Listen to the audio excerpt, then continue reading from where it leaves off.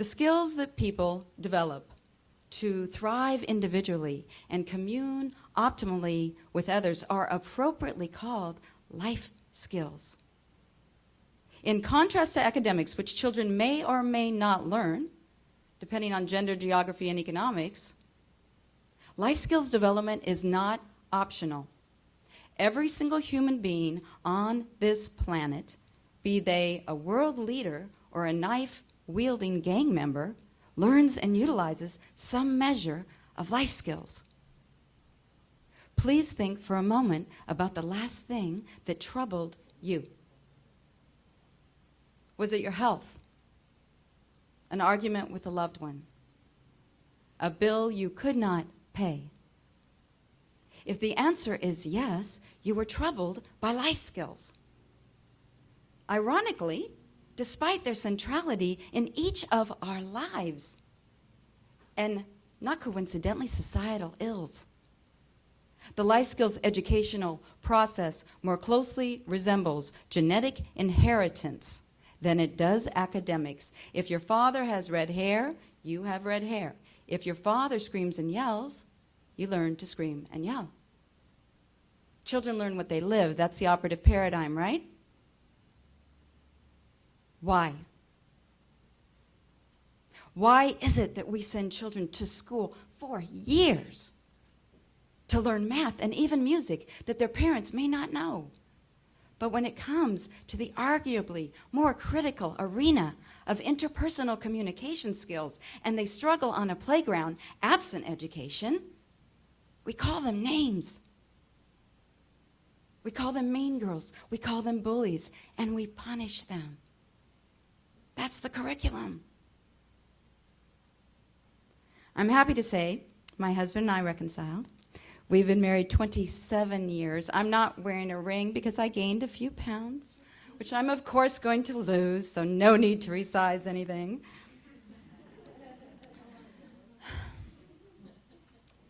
The change came when we began to respect our mandatory curriculum. The change came when we began to appreciate that life skills benefit from the same thing as any other skills. Appreciation for their importance. Engagement of third-party educators passionate about the subject. Willingness to practice over years. Forgiveness when we failed. Encouragement when we struggled. And gratitude for small improvements. Imparting our newfound wisdom upon our children was, of course, another mountain entirely. One day, my eldest was leaving the house, and she didn't have breakfast. I'm not talking bacon, eggs, and orange juice. I'm talking about a protein shake that would have taken her all of 30 seconds to consume. So I did what dignified mothers do, and I screamed at her. I said, "Ari, Bree, you didn't have your breakfast." She did what dignified teenagers do, and she said, "I don't have time." So I got the last word in. I said, "You may be getting straight A's out of European history, but you are flunking Personal Care 101. And then I slammed the door. I stood there, and that little voice we all have, it said, "Well, of course she is, Marlaine. She has a mad woman wearing a bathrobe screaming at her for an educator." I stood in my living room, and I felt so outmanned. For academics, my children had 40 hours a week attendance, mandatory attendance. Multiple educators passionate about their topics, a plethora of age-appropriate resources. For non-academic life skills, which I knew were equally, if not more important, they had their parents, the playground, and a society that said children learn what they live. A Nielsen survey discovered that recently reported that the average parent in the United States spends 3 minutes quality conversation with their child each day. Life skills are not being taught. I decided if I want to change, I would have to be the change. So I sat down at my kitchen table, and I took the things we presume parents teach their children out of the parental junk drawer, and I divided them into 5 categories. The first is personal care. Under personal care is the not small topic of safety. We teach children to stop, drop, and roll in the event of a fire, but the reality is they're more likely to be molested by someone they know or love than they are to catch on fire. 1 out of 4 females in the United States, 1 out of 6 males in the United States will be molested by the age of 18. The skills they need to protect themselves from Jerry Sandusky, who very likely himself was a child victim one day, are in the junk drawer. They're in the back of the junk drawer. They're not being discussed. Digital safety is the very first panel that we'll be presenting tonight. The second category on the Life Skills Report Card is organizational skills. Organizational skills often fall under the umbrella of behavior. If your child has difficulties with math, you say the math is difficult. But if your child has difficulties cleaning your room, their room, you say the child is difficult. I know, I was that mother. I called my youngest Typhoon Alexa. And I nearly called FEMA, Federal Emergency Management Association, one day due to the devastation she caused.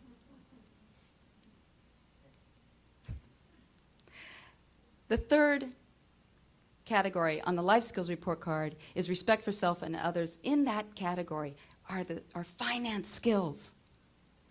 We can describe the average teenager's curriculum in finance with 3 words: spending, weekly, allowance. Teachers are not teaching financial literacy. Parents are not teaching financial literacy. Parenting experts are not teaching financial literacy. Ladies and gentlemen, is it any wonder we have international financial collapse? The finance panel will be the second to present this evening. The fourth category on the Life Skills Report Card is communication. We teach children to read and write, but we do not teach them active listening, conflict mediation. Instead, when they graduate from high school or college and they take on the hardest interpersonal communication assignment in the world, by my opinion, marriage, and they struggle, we send them to therapy. Therapy means to restore. If you break your leg, you go to therapy to restore your motor abilities. If you have a stroke, you go to therapy to restore your cognitive abilities. What young couple going to therapy to improve their interpersonal skills ever had what anyone would describe highly competent ones? They're not restoring anything. They are learning it for the very first time. Shame is a lousy ingredient in the educational process. We will have multiple panels talking about interpersonal communication skills this weekend. The fifth category on the Life Skills Report Card is social skills. In that category is environmental consciousness. Environmental consciousness is in the 3-minute parental junk drawer. Now, for all of you who are saying, yes, Marlaine, and you're wearing a plastic name tag, we had a lot of talk about that. I was going to stamp all of you. I lost. I lost, but since we are a virtual family, we just felt it was really important. And if anybody has a better idea for the next conference, please share it with me. I cannot tell you what my children thought about the Life Skills Report Card, but I can tell you what I thought. It humbled me.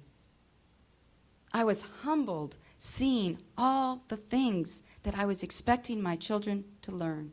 I was humbled by the fact that I had been demanding peak performance rather than supporting them in achieving mastery.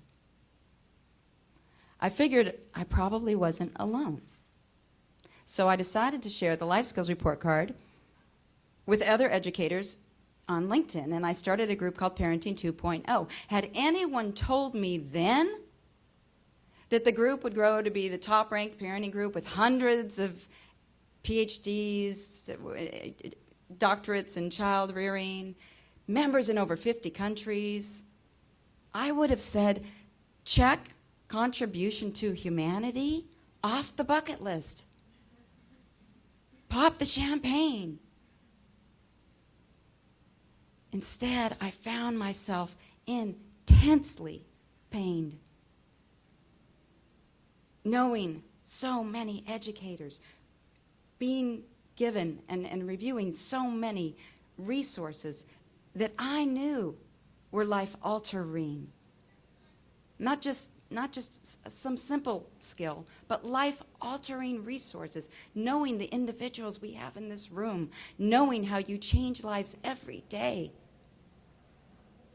and knowing personally how much families needed your information.